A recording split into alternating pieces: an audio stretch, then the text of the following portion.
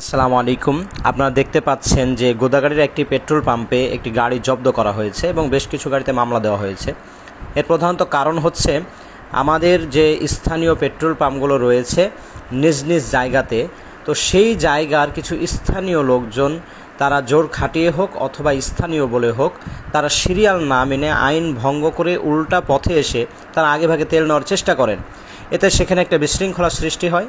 এতে করে তেল দেওয়ার সময় 9টা হোক অথবা 8টা হোক, তাদের ঝামেলা মেটাতে গিয়ে প্রায় 2 ঘন্টা পিছিয়ে যায় তেল দেওয়া কার্যক্রম। সুতরাং এই বিশৃঙ্খলাগুলো যদি আমরা না করি, আমার মনে হয় যে 2 থেকে 3 ঘন্টার ভিতরে আমরা সকলেই সুন্দরভাবে কিন্তু তেল পেয়ে যাব। কারণ একটা গাড়িতে সর্বোচ্চ 15 সেকেন্ড সময় লাগে তেল দিতে। কিন্তু বিষয় হচ্ছে যে এই বিশৃঙ্খলাগুলো সামাল দিতেই প্রতিটা পেট্রোল পাম্পে প্রায় 2 ঘন্টা মতো চলে যায়। তো সেক্ষেত্রে আমি সবাইকে অনুরোধ করব যে আমরা শৃঙ্খলা মেনে, আইন মেনে সঠিকভাবে তেল নেওয়ার চেষ্টা করব। আসসালামু আলাইকুম।